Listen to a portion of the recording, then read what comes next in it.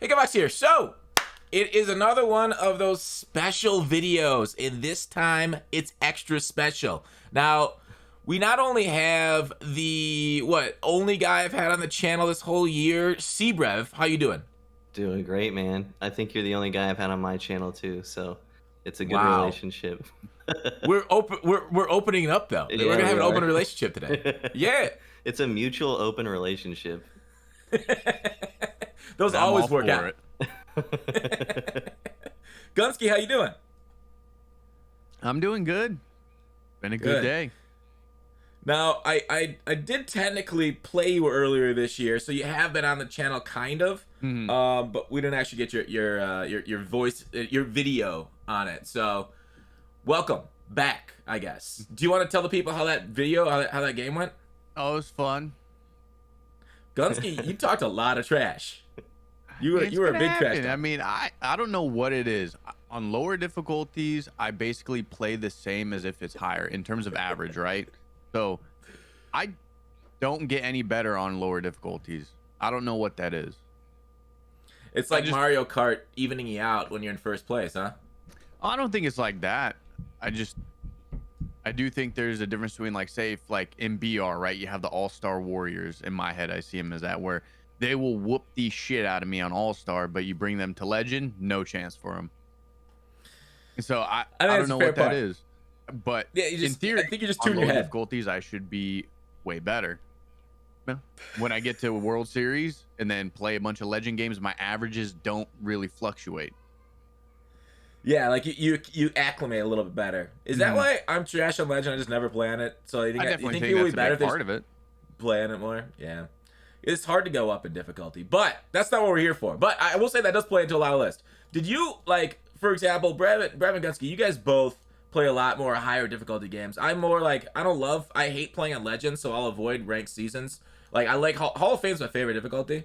But, like, are you guys ranking these guys a lot more like outfields, like Legends, so like contact matters a lot more? I'll let CBrev go first. Okay, all right. I've been doing card rankings for like a long time on the channel, so when I kind of have adjusted it to like the general population is what I try to think about. Like, most people play on All-Star, and Legends kind of niche, so I try to rank them just in general. I guess Hall of Fame would be a good baseline, but even still, most people don't even play on Hall of Fame, so it's kind of hard. But personally, I value contact a lot more on Legend, but the list doesn't value contact more overall, I would say. What about you, Gunsky? Well, I would be a little bit different, and not to make this a rabbit hole, because it's not even a theory anymore. I don't know if you guys have ever looked into the MLB handbook once you're in a game. I had Ochev show me that. And so my idea of who I would think are better cards has changed drastically.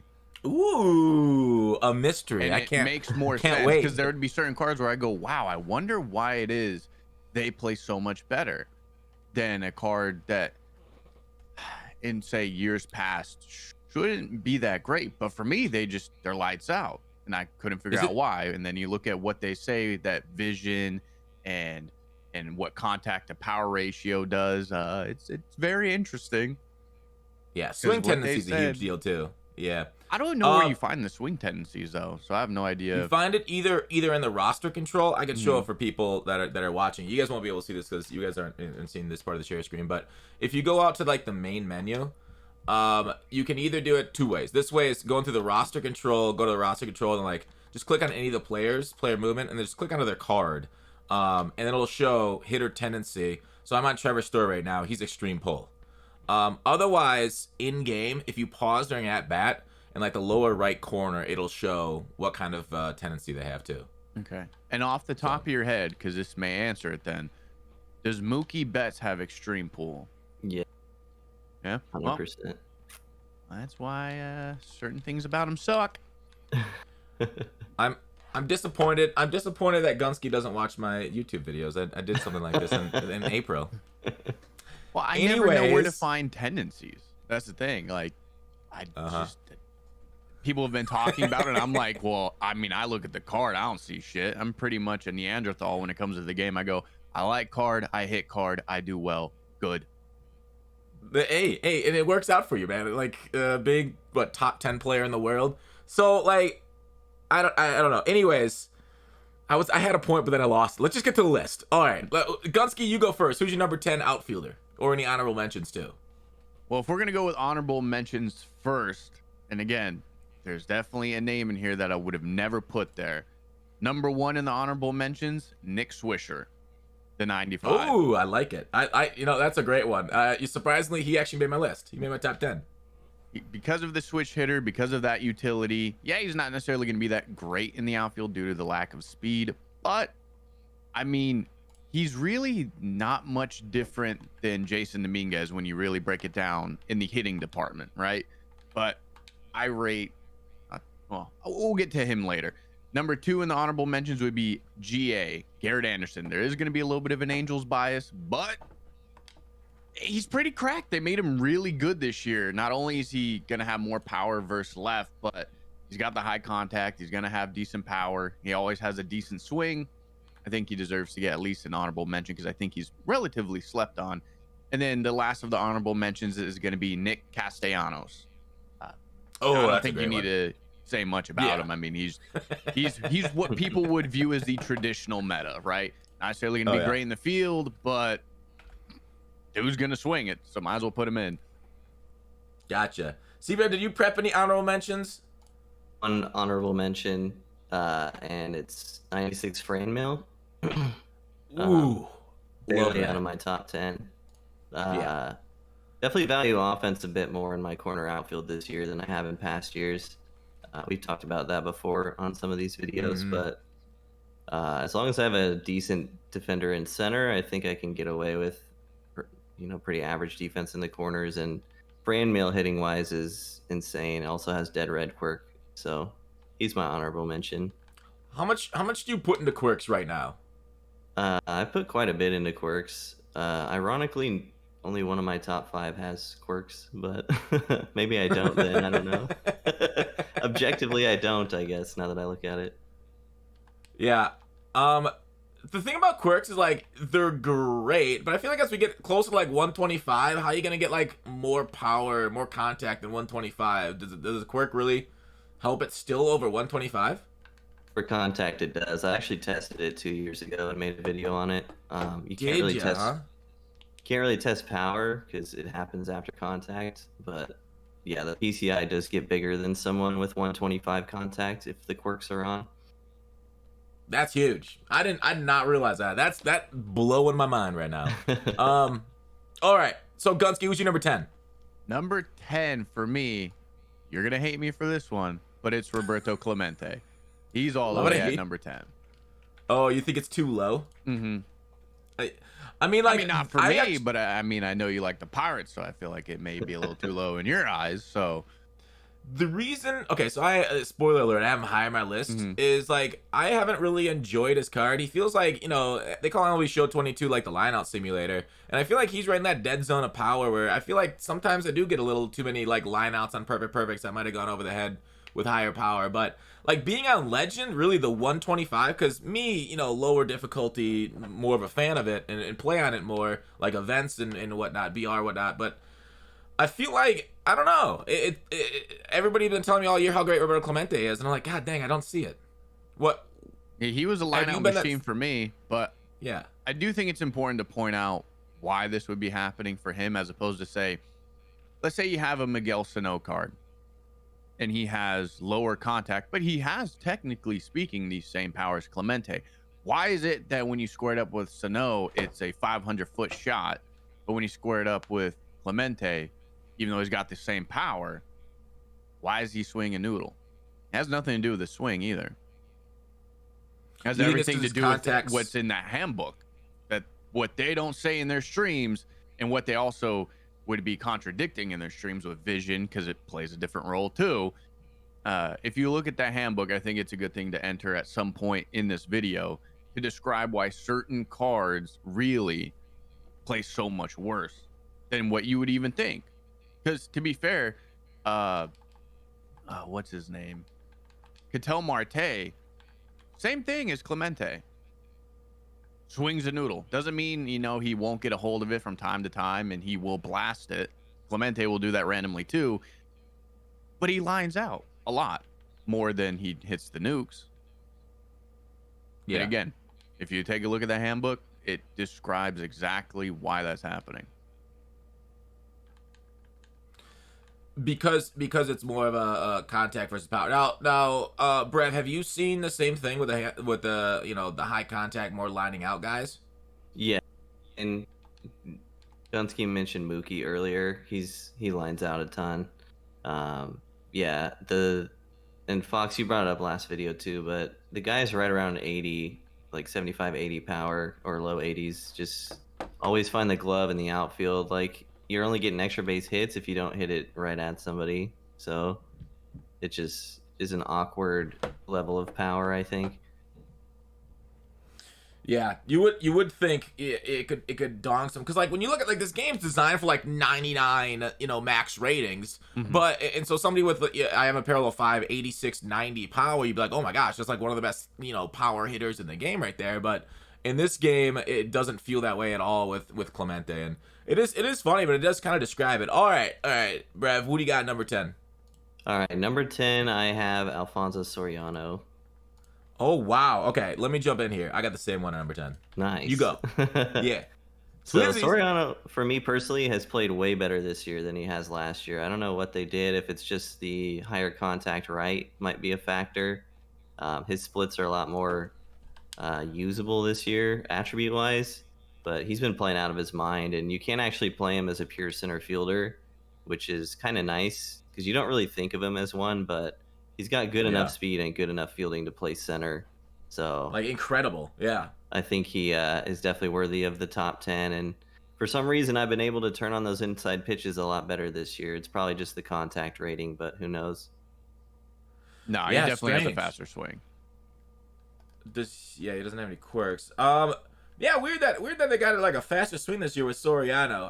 I've used him a little bit. It's not something I really remember about him this year being a fast swing. But like, Gunsky, how much do you like, because you're somebody that's like really good at turning out inside fastballs, probably one of the better in the community. Do you think, like, I've seen you turn on fastballs inside with like Frank Thomas and go perfect, like on Legend. I'm like, holy shit, how does he do that? Is it because you're always looking for it, or what? No. If I look fastball, I'm going to be too early or very early.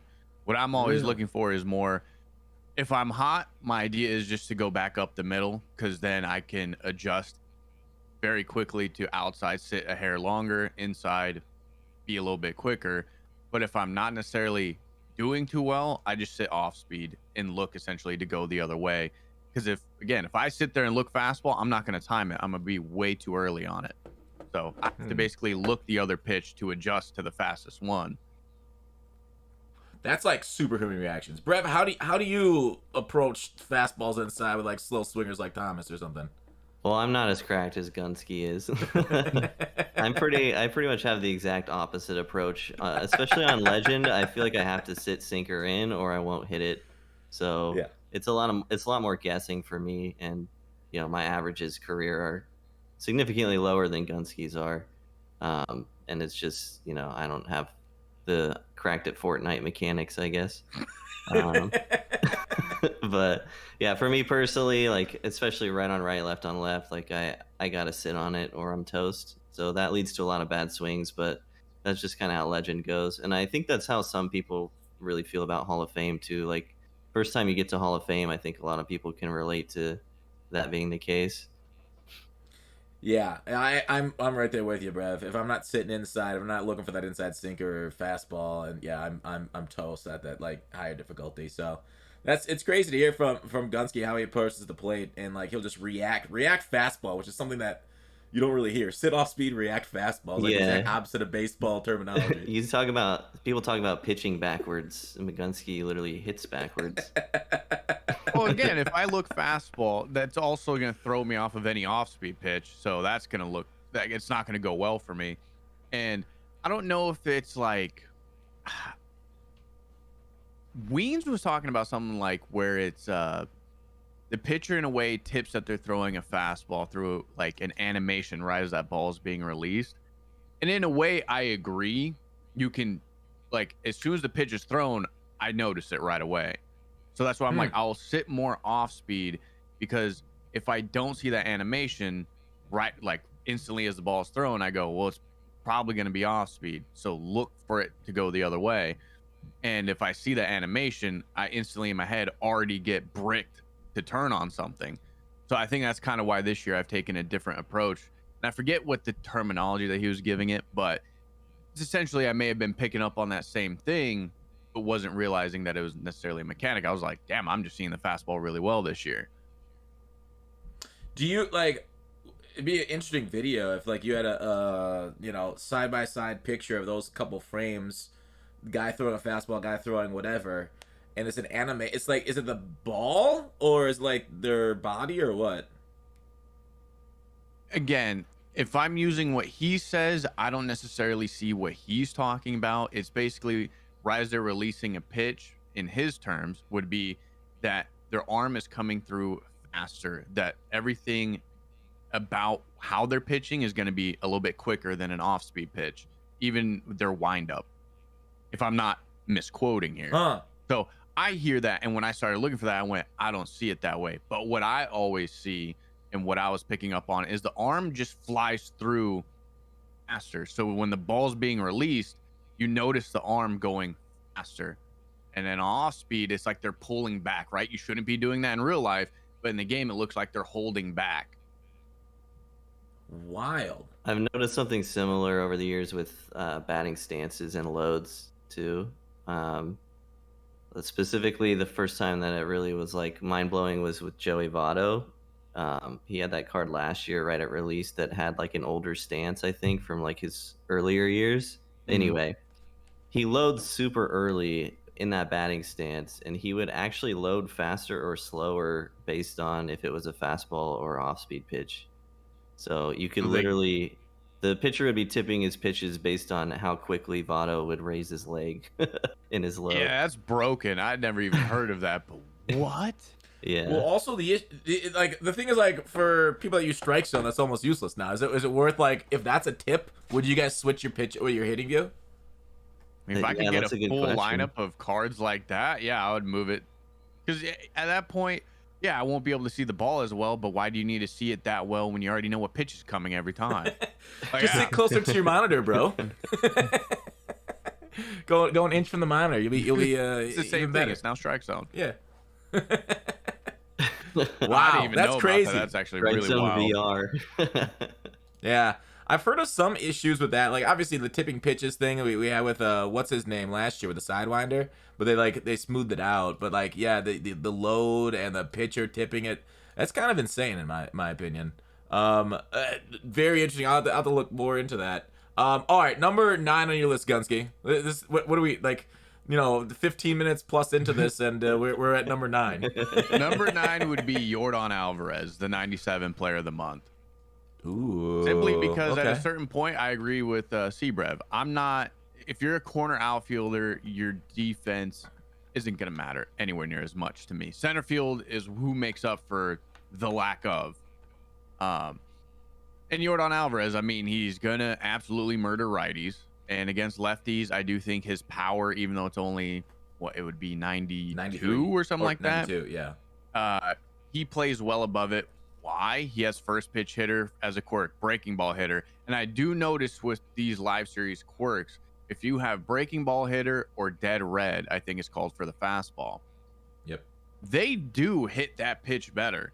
The ball jumps off their bat a little bit harder. 100%. I don't know. I wouldn't say exit velocity wise, but maybe it gives them a better angle. There is something about if they have those, whether it's breaking ball or dead red, or if you're lucky enough that they have both, which I don't know if Juan Soto has both. There is somebody I've come across that does have both of them. Does Stanton has Giancarlo both, have both just of them? off the top of my head. Wait, And if they who's that, have Brett? both, I mean, the ball just flies regardless of the pitch. All-Star Game Stanton has both. Yeah. Sorry, I said Giancarlo. You said Stanton. It was funny. Oh. Yeah, he's got them both. But like, okay, we'll talk about Stanton if he ever comes up. But yeah, what about you, Brev? Number 9. I guess Alvarez would be an honorable mention for me too. He was barely out of it. But my number 9, I have Bryce Harper. Ooh.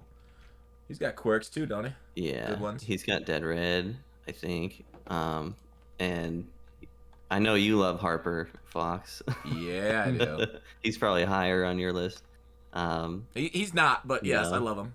Yeah, I mean, his cards just always play amazing. I've said enough about Harper over the years. I just always think his cards are good, pretty much. So. Yeah, he's got a super sweet swing. I think he's got extreme pull. He shifted on, right? He's got extreme pull, and then it feels like he lofts the ball with his swing animation too. It feels like an uppercut versus like the traditional Mondesi like level swing. So you see, if he hits the ball hard, it's going out of the park. Definitely. Pretty decent defense too. Yeah. I'm excited to see the 99 Harper this year. I think as we've seen certain cards get more juice than we're used to seeing, like George Brett or even McCutcheon, but even others too. I do think there's probably special juice for Harper this year, where it'll be like undeniably he's got to be in. Yeah, that'd be fun.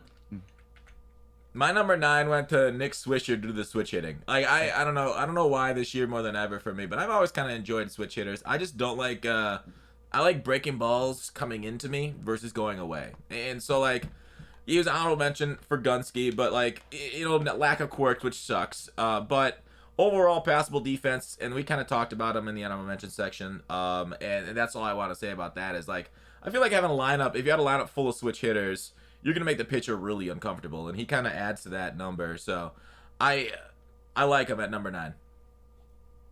Yeah, and I don't mind him there. I think you'll find who I have really high up interesting because they're very comparable but different.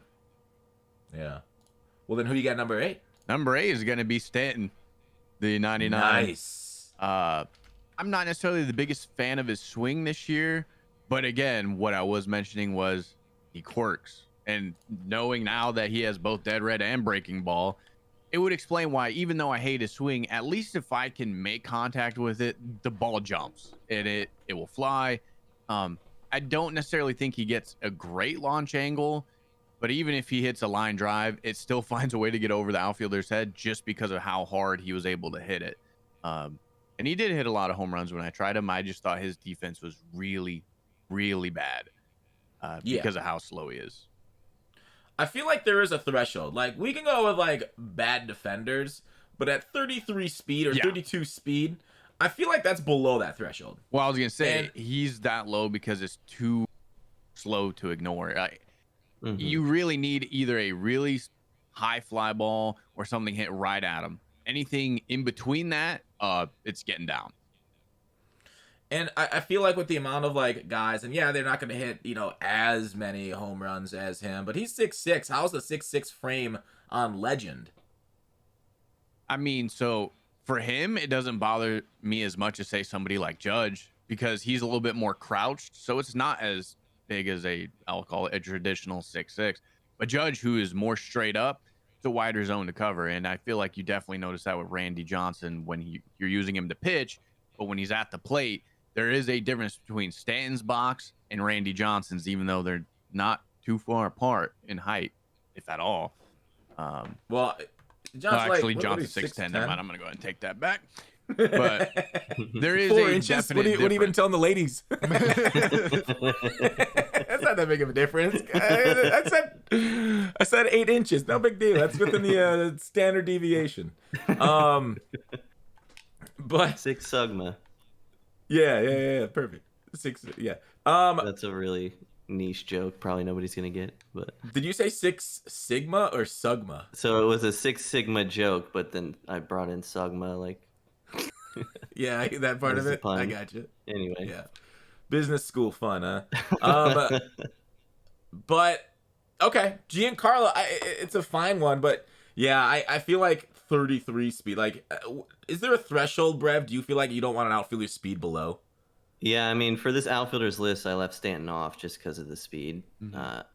I guess my threshold would be around 40 because Jordan is barely over that, and I think he plays a lot better than Stanton does. So I don't know why it's like the difference between 30 and 40 is so high, but it definitely is. You can really feel it on balls in play.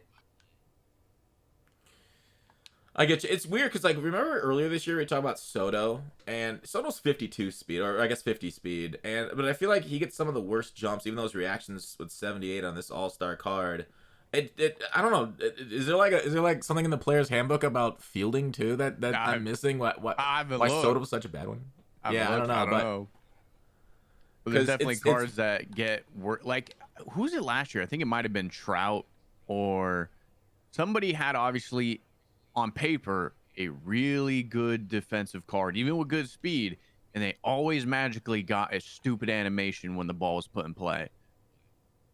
I think it was Trout. People, if I'm not mistaken, it was Trout last year, where it was like you put him in center field and magically everything hit towards him. He's getting the like, I'm lost. I need a map animation, and then decides to take off.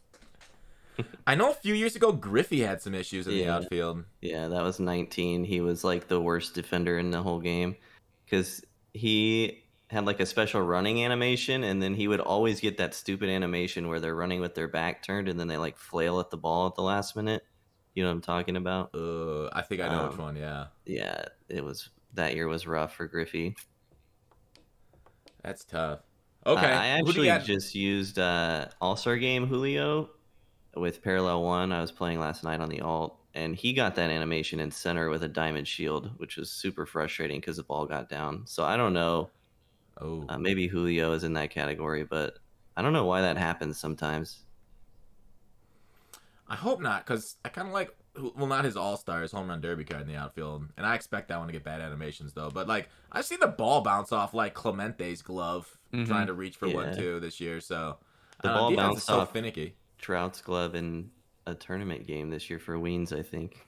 Or Kreiner, one of them. All right, anyway. Yeah, it's only a couple $1,000s on the line. Who cares? At number 8, I actually have Babe, but I kind of like my 6 through 8's really close, so I have Babe Ruth there. Okay.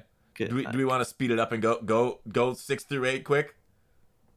Yeah, I guess we could speed it up. If they're in the threshold for you. Yeah, they're all like super close. 7, I have Vlad Sr., and then 6, I have Cedric Mullins. Okay. Wait, 7, Vlad Sr. and Mullins, really? Yeah. Why neither one of those two made my list. Describe why Mullins and Vlad are similar to Ruth for you, and why those two made it over him. So they play better defense for sure. I know we've been talking about the defense in the corners, but they just feel a bit more complete for me. And Vlad Sr. and Mullins, both guys with swings that I just have loved over the years. I think Mullins and Vlad cards always play super well. We've gotten a ton of content since they came out, so I think they've kind of gone on the back burner for a lot of people, but I still think they're some of the best options in the game for sure. And then because they're expensive. Oh, sorry. I was just going to say, you use Ruth for the bat, obviously. But it's tough to make decisions in these outfield these days. Absolutely. Which is like, is that like cool that like so many cards are hard to decide between? Like, me and you gave our opinion on that, but I want to hear Gunski's. Like, what's your ideal version of like this game? It's like when cards are very similar to each other. And you can just like pick your favorite, or do you like that cards are a little bit different and maybe some are a little bit stronger than others, like we have earlier in the year with like Live Series Collection? Well, variety is always good. I do think this year it's a different kind of style of variety, because again, like, yeah, there is cards where it's like you could put them next to each other and go, it's like they didn't try. It's the same card. It's just different names, and that's cool. I mean, at the end of the day, that is gonna happen. I mean, no matter what you do, especially with the amount of content that they're doing, there is going to be similarities. However, I do think when you're comparing it to like, oh, I want a meta card, I want this. When I look at who I'm trying to build a team with, there isn't that many that would fit that mold yet. I do think down the road that it will kind of start really coming along, but the similarities between the cards don't really bother me, because there's always going to be something stats won't show. Who has the better swing? Who doesn't get stupid animations? Those are things that, no, regardless of what the card says, whatever reason in the game, it plays different. So I'm okay with the stats on paper being similar, because there's always going to be something like, distinguishing them. Do you think we should have more quirks going forward, or like how NBA 2K does badges? What I really think that they should be doing is making theme teams an actual possibility. You know, if someone wants to rock a Red Sox team, if you have at least, you know, taking it from FIFA, you have at least 3 cards that are from the same team, or if they even want to go a step further, that used to at least be a part of that team, so they still get a bonus to get, like, for every card that you put in, they get an extra +1 to contact or power, or go down whatever threshold that they really want to make theme teams viable. I do think that would be the next step in making or at least MLB The Show fun again. Because there's a lot of people who don't really care for the meta teams, and I'm becoming one of them. All right, I find it more fun. That's why I was using Taylor Ward for the longest of time. Did I think he was by far the best catcher for that time? No. But he was fun. Any Angels card to me is fun, especially if it's a current one. I for one, and that's like Madden does that. You get boosts depending on how many theme teams you have, players on a team you have in your team. I love it. Like, the thing is, like, I know a lot of people hate everything Madden, so, like, if they hate the idea, that's fine. But yeah, I could run the Pirates theme team with, like, you know, what we got this year. The problem is, like, they bring in theme teams. The Pirates will never be this cool again, right? We're never gonna get these many awesome cards. Yeah, but it could be the thing where if you have 3 of them, right, you at least still get a boost to the 3 that you want. Or 2. They gave us a 96 Bill Mazeroski. Like, it's insane. It's crazy. Like, never before have I seen Pirates content this good. So if they do that next year, I'll be like, dang it, I missed it by a year. But still, yeah, no, I agree. Something like that would be kind of neat. Some way of bringing in some sort of, like, you know, more depth towards roster building, for sure. All right, let me go over my next couple. We went CBrev all the way up to 6. I'm gonna go. This is kind of my, like, switch hitter area. I went my 7 and 8. I got Jason Dominguez and Brian Reynolds. Now, Brian Reynolds, I don't know. He's all right, I'd think. But I just, like, if I have the ability to have the platoon advantage on the pitchers, it makes me feel more comfortable at the plate. I don't know if their averages and numbers are better, but, you know, I'm all about that comfortable living. So I went Dominguez 7, Reynolds 8, and Swisher 9 for my switch hitter block in this top 10. What do you guys like? Do you guys value switch hitters as much as I do, or you kind of just, like, look more towards stats? You don't care about going righty, lefty, CBrev? I'm kind of a weird one. I do like switch hitting. The more I play on Legend, though, the more I feel like it's... I don't know. This is getting probably way too deep for the video, but the more I play on Legend, the more I feel like people pitch the same more often if they have a matchup advantage. So long story short, I actually feel like I hit sinkers better without an advantage on Legend, as crazy as that sounds. For me, because it's a lot harder to, because here's what happens if you have a switch hitter and you're playing someone who throws a sinker on Legend, is they're going to throw it belt high outside most of the time. And for me, that's a harder pitch to hit than if they threw it belt high inside. So just as long story short, switch hitting is good. Below Legend, I love it. On Legend, not as valuable for me personally. You think it's just because your opponents get so mindless about how they pitch people? That's part of it too, and I think a big factor is the fact that I start my PCI middle in, so it's a lot harder for me to get out to a sinker away than it is to pull a sinker in on Legend. Huh? Because like the sinkers outside still come in so fast. I don't know if I'm just old, but no, I agree. They still feel like they're humming. So I don't know. Sometimes it feels like a disadvantage, especially if they have a guy that throws a hard slider that they can just run in on your hands afterwards. Yeah. I will, like, sinkers to, okay, so, like, righty. Sinkers to, like, the opposite side of the plate are still really good, though, aren't they? Just people just don't throw them. Because, like, those are some of the best pitches. That's exactly it. Yeah.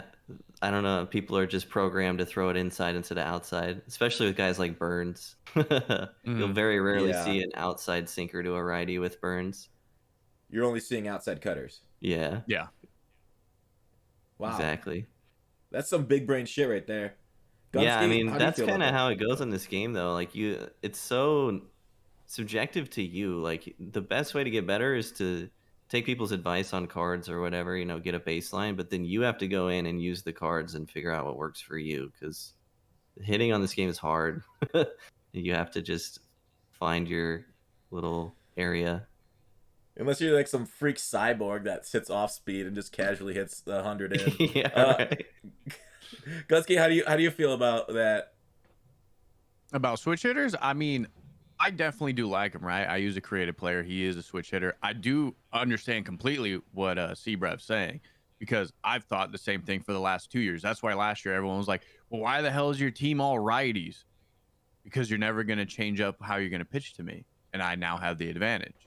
And I prefer it. Like, at that game, I preferred hitting righty-righty as opposed to lefty-righty or even lefty-lefty. So not only did I take my advantage, but I also knew there's going to be 8 batters in a row. You're going to pitch to me identically, because a lot of people don't know how to pitch like as if they were in real life, where at least mix things up, mix locations, change the approach. Their first pitch was probably going to be the same. Their second pitch, third pitch, fourth pitch were all about to be the same for 8 batters in a row. So I completely understand what he's saying. It makes people a lot more readable. But this year, I mean, there's definitely, I will take 1 to 2 switch hitters in my lineup just to always make sure I have an advantage somewhere. If someone's doing a great job pitching, that's fine. I at least get an advantage, a break somewhere.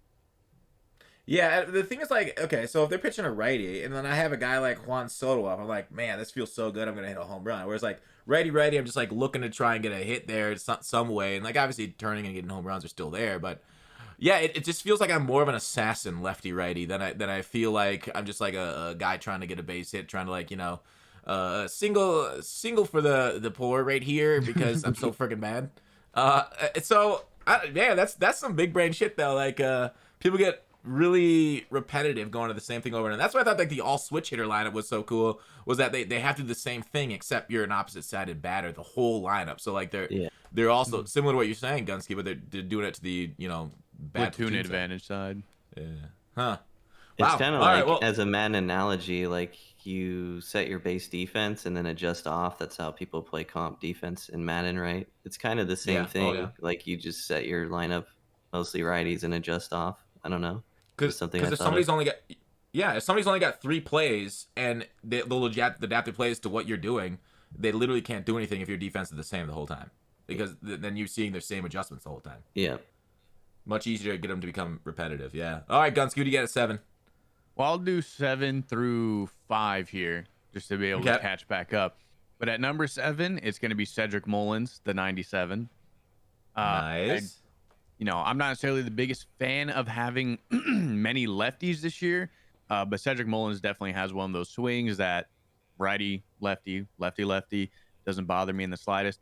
Considering your guys' list, I think you're going to be shocked by this one, but JD Martinez in the 6th spot. What? The all-star card.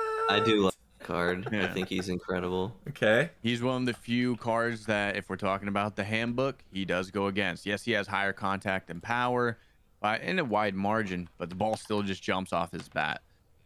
He has one of those swings every year, still has it this year. His defense is going to suck, but I will always value a bat more than defense because I trust my pitching at the end of the day. Now, number 5 here is a little bit... Wait. What's JD Martinez hitting for you? Like 40 speed? He's got to be OPS in like 1700. He plays fine in the outfield, man. I swear. And he gets gold shield he gets gold shield at parallel 3. Yeah, I guess. Sorry, I didn't mean to cut you off, Gunsky. No, that was a good one. Yeah. No. I was going to say, I mean, that's pretty much it. I mean, his bat makes up for his defense, and his defense really isn't that bad. I mean, that's why I said, like, if you were to compare him to, say, somebody like it's like almost like Clemente. Compared to Clemente, he's like similar power, a little bit better on the power, I guess, against righties, but like contact a little worse. His defense is worse, speed worse, but like, what is it about him? Is it his? Let me take a look at his. Again, it's his swing. I haven't really ever checked his quirks. I'm sure he's definitely gonna have some. He has he does have breaking ball hitter. Yeah. He's a whole field swing too, just like Clemente.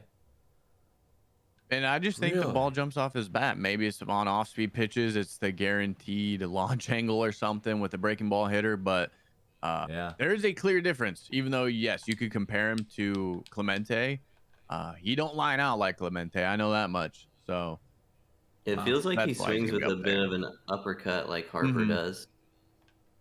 No, like definitely does. He just seems like he gets really good launch angles. Like the ball goes higher when you hit it well. I don't know. No, that makes sense. Like, yeah, swing paths All right. Did you say through 5? One more, Gunsky? Yeah.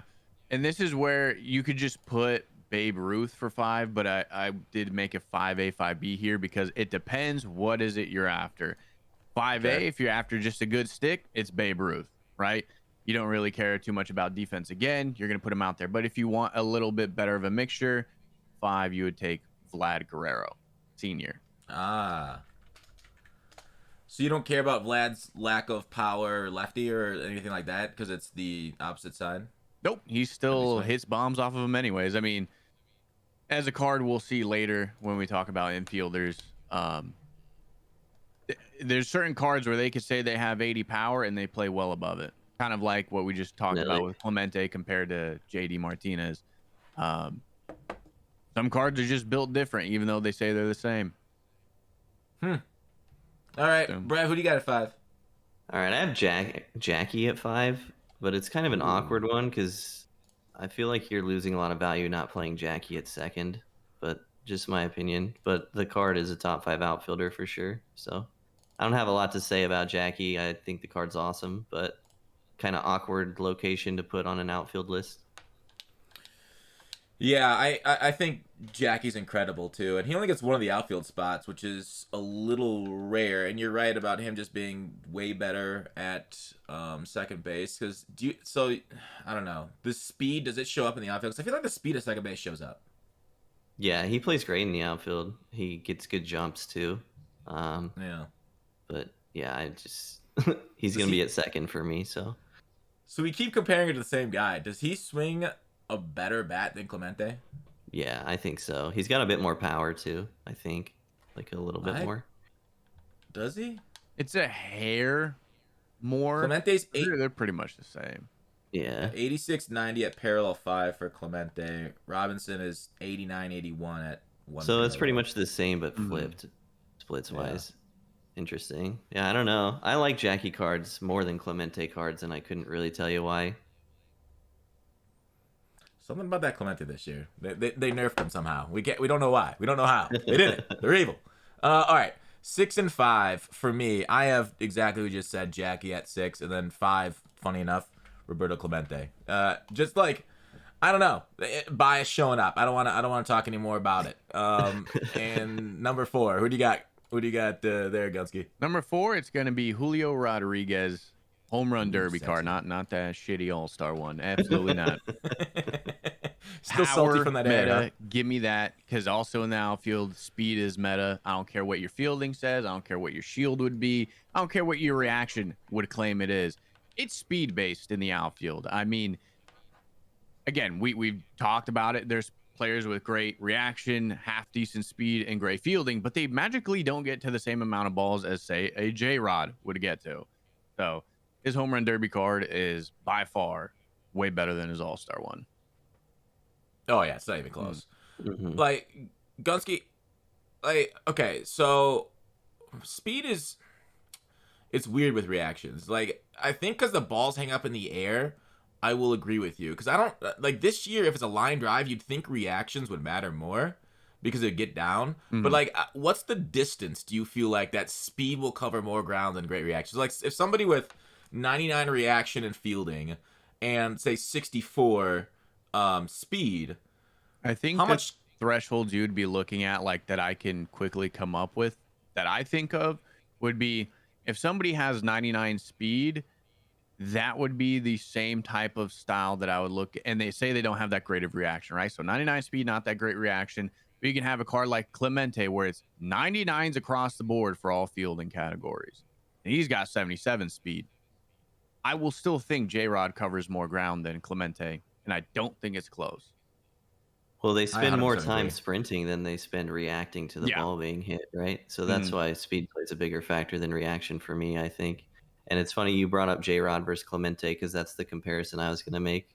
I think that J-Rod card does play better or cover more ground than Clemente does. And Wild. And it's not like fielding matters, because if you get there, I've never really seen someone drop a ball on, like, say, a routine fly. I've seen it where they're running in the gap and say they barely get there. I've seen it maybe once or twice this year where as they get there, the ball hits off their glove. But oddly enough, Clemente was one of them. So it's not like that's a per se fielding stat Yeah. that makes that matter. So It is wild. Like when you said that comparison, I'm like, holy shit, that's right. Like, do you think people accelerate too fast, like get to top speed way too quickly in this game? Is that why fields feel so small? I think that acceleration is pretty normal in the outfield, but I think the issues are the player models are too big for the field and balls hang up in the air way too long. Okay. yeah, I would agree with that. Yeah. That'd be interesting if somebody did that, like compared, like, you know, take a shot at the same angle in MLB The Show as like a major league ballpark shot, and then just like overlaid the bodies on each other. That'd be cool. an interesting comparison. If anybody in the you know the world wants to do that in the comment section or something, tweet it at us. All right, number 4, Brev. I have Clemente. Nice. Just a card that you feel like you've had to use so far this year, but again, even though he's number 4, it just doesn't excite me. I don't know. Like, you have to objectively put him top 5, but I just don't enjoy using him. That's literally why I put him 5. I would actually rather use, like, you know, Dominguez probably over him right now. The guy's lower on my list. I would actually probably in the corner, like guys that I didn't leave on. Like you had like Jordan down here, Bryce. I'd probably use them both over Clemente if I didn't have too many lefties or whatever. Same with Ruth. Well, that takes me to number 4 is Babe Ruth on my list. Nice. Yeah, I like big bat. You know, greatest baseball player of all time. I know there's a lot of arguments there, but he could pitch and hit. So I like Shohei's the only one that's got a chance at catching them. Anyways, number 3 for Gunsky. Jason Dominguez, 96 tops now. Ooh, that's I thought I was gonna be the highest on Dominguez. I love this. Nope. I love it. Gunsky, He is still my everyday outfielder that I would use in, say, like a competitive format. When we talk about what they deem as meta, there's a reason why I go, the ball just seems to fly off his bat, even though his power isn't necessarily, say, as good as a McCutchen or Juan Soto, but Juan Soto still actually plays that meta well. But because his contact and power on both sides are basically the same, might as well be that his power is better compared to, say, someone who would have 125 contact and 95 power or 100 power. His power will play better as long as you even sniff the ball. So, and he's shown it. He's also statistically, even in average, he's in 474 for me in 50 games, almost all legend. So he's just different.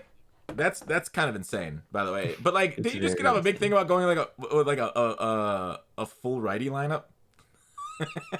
Well, last year I did. The reason why I'm okay with using switch hitters or lefties this year, PCI anchor.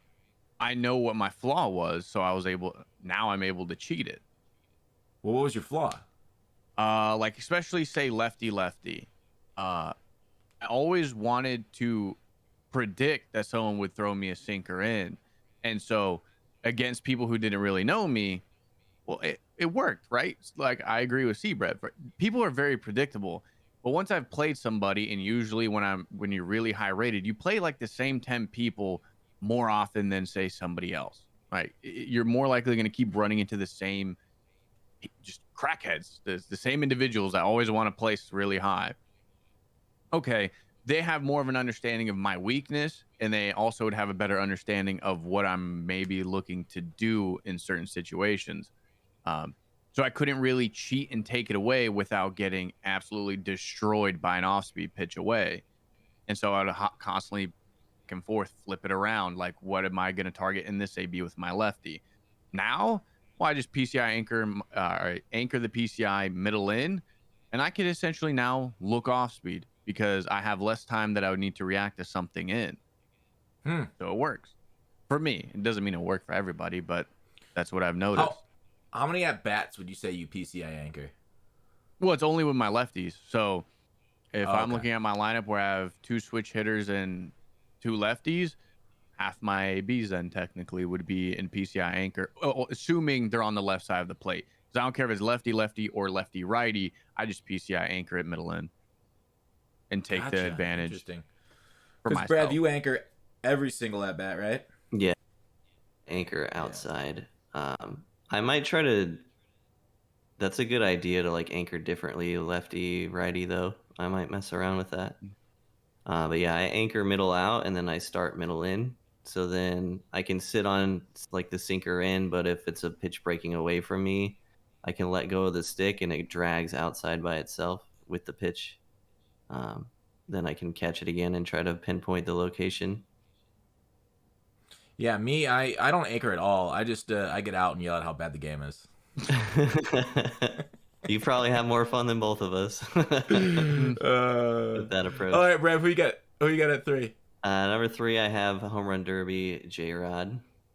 Nice. Not the shitty All-Star Game one. No, you can't have that one. I've had people try and convince me that, oh, he's better. And I'm like, yeah, you just either you don't understand the game or you had better luck. I don't know, but I'm willing to bet it's definitely the first one. So yeah, well, okay. If you could choose between somebody with 125 contact both ways and we'll say 100 power, or the opposite, which would you choose?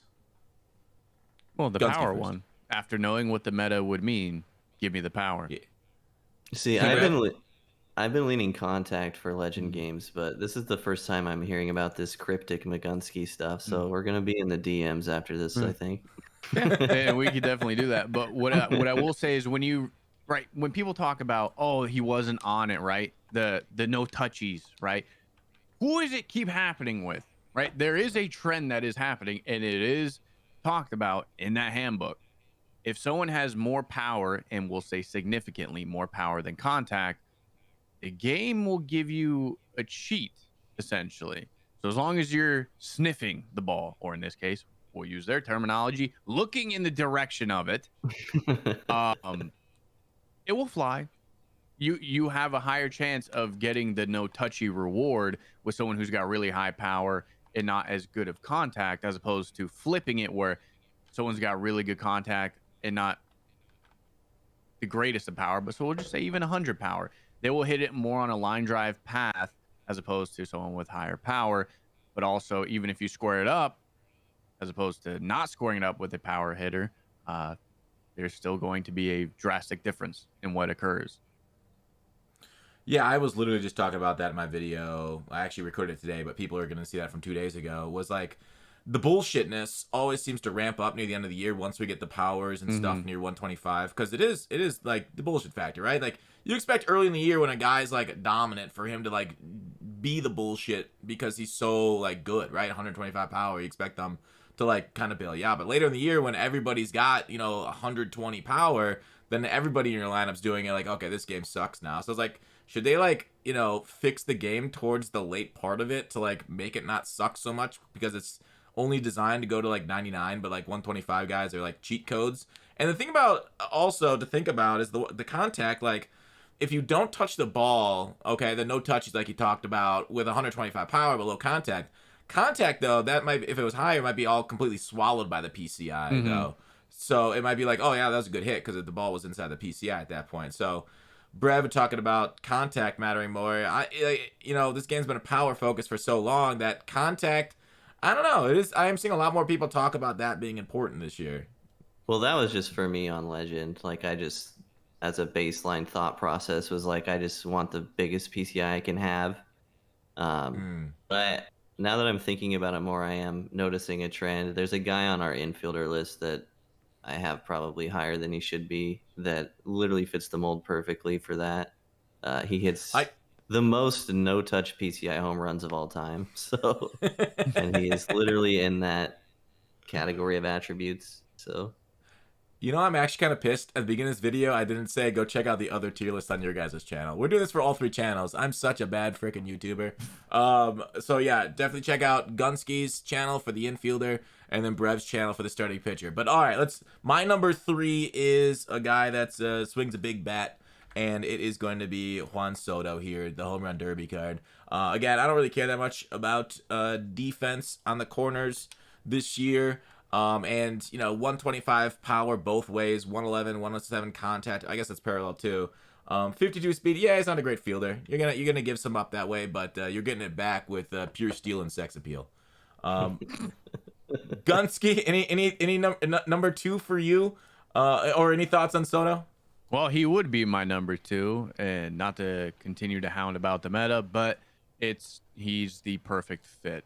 You get good enough contact where the PCI is still going to be big. You are still going to get no touches with him because his power is at least significantly different compared to his contact, and that's what they talk about.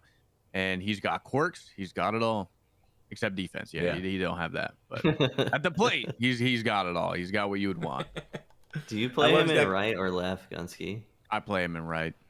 I've been playing him in left because the arm strength is so bad, but I don't really know what's correct. I just decided wherever he's going to have the best fielding and reaction. I mean, it doesn't necessarily matter to me. I mean, I don't think it's going to make a drastic difference one way or the other. And I used to think oh yeah, you want the best arm in right, but I've had scenarios where I needed the better cannon in left. So I just go, wherever I think at least they won't get as ridiculous of animations, I'll just call it good there. Yeah. I don't think that there's a better way one way or the other for him. Just trying to hide it. Wait, did you say he's your number 2? Yeah, he's my number 2. Nice. Yeah, it's tough to hide Soto. Maybe we could do like a 4 outfielder situation going forward instead of a shift, and hide him easier that way. Brev, who do you get number 2? Same card, Juan Soto. Damn. Looks like it's kind of weird we got it flipped because my number 2 was Rodriguez. So me and Brev flipped. Gunsky had Rodriguez at 4. So all pretty close there on these home run derby cards. It's just like, do you guys foresee these cards being the best outfielders for a little bit here, or is something are we gonna get caught quickly? Obviously, we kind of know who number 1 is, but do you think like this will be like the outfield for a while, or are they gonna give us some other 125 power guys soon? I literally think starting Wednesday, for sure, there's gonna be an open spot for that card. You're gonna have to move someone around. Really? Talking about Judge or Riley? Austin Riley. I meant to say he was 3B for me because, like, to be Jason Dominguez is probably, even though he's been my best statistical hitter, he would be the one odd man out in my outfield to fit in Riley. Yes, he's a third baseman, but I think you're pretty much going to see everyone else use him as a left fielder because they'll have George Brett.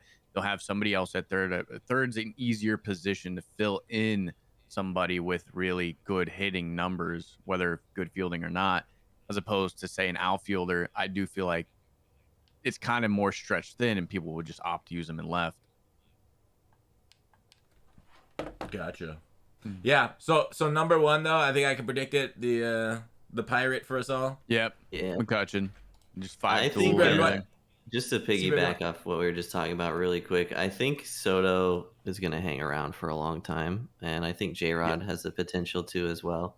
So, like when we get a new program after this All-Star Game program, I wouldn't be shocked if whatever outfielder comes from that is not as good as those two. Wait, which program? Sorry, I missed it. Which program? The All-Star Game program is ending in like a week. And they haven't even said what the new program is, but if there's an outfielder in there, I wouldn't be surprised if they're worse than J-Rod and Soto. I mean, the Home Run Derby is one of the biggest events the whole year, and it makes sense that like it would stick around for a while. And you think people are gonna be disappointed and pissed off that, you know, this entire year we've always got new cards better than the old ones, but if we get a new card that's maybe slightly worse than those guys, you know what? Maybe people will be like, defense matters, and then like we'll all be chuckling like, no, it doesn't. Well, I want to make this because I do think you said this is coming out Wednesday, so it'll be a perfect time to talk about why Austin Riley should be better for multiple reasons that people aren't thinking about. Mainly, he'll be the first 99 player of the month, so they aren't going to be necessarily having to withhold something to keep him as like a more true 98. Right, 99 means they could just do whatever the hell they damn please at this point. He will have 64 speed or maybe even higher, right? If you look at his live series, I do think he will just, statistically speaking, his actual stats should be through the roof, righties and lefties, both in contact and in power. And he has the most important quirks: unfazed, first pitch hitter, breaking ball hitter. Oh shit, he's got, yeah. Oh, he doesn't have that. He gets a boost first pitch of the at bat and with 2 strikes. It's insane. That's what I'm saying. So He's gonna be in everyone's outfield or He third hit base like if needed. 380 versus righties and like 412 versus lefties or something this month. Mhm. So it's gonna be cracked. And again, he's a 99. They don't need to withhold. So I think this is where you start seeing tops now get a little bit more juice like we saw in years past. And you see the player of the months, now that they're 99s, the stats that they'll get will probably reflect what you think they should have been the whole time. Unless they regress them like some sort of Ryan Howard situation. Okay, fair enough. But What a disappointing card, man. So how are you so certain it's Riley though? because Judge already has a high diamond, Austin Riley's a gold. I would argue even then Riley had a better overall month. Judge obviously hit for more power, but Austin Riley, I mean, you can still make him 125 power versus both if you really wanted to. He did that. Yeah. Just Judge, Good yeah, he point. had an insane month, but him already having a 94, and I'm sure whether it's an MVP, because I do think he's the front runner now for that, without a doubt, even with Ohtani, doesn't matter. Whether it's an MVP card, whether it's, at the end of the year, they'll find a way to give Judge a 99. I don't think you're ever going to find a way to really give Austin Riley a 99, except this month. Yeah. So it makes sense that he would be that dude. That you convinced me. Mhm. Austin Riley time. Heck yeah. All right, everybody in the comments, let me know whose list you liked better. I'm paying $5 to everybody that says me because I need to win at all costs. But yeah, otherwise, check out Brevs and Gunski's channel. I'll link them in the description. We're doing the rest of it infielder starting pitcher on their channel. So go watch, go sub. Two good dudes, except for Gunsky. He's got some weird quirks that we don't want to talk about. I guess they're more like the kinks more than anything. It's going to be a good open relationship, though. Mhm. Well said. The perfect fit for me. Oh, All it's a right. very perfect fit. Ooh. Sexy. All right. See you over their channels.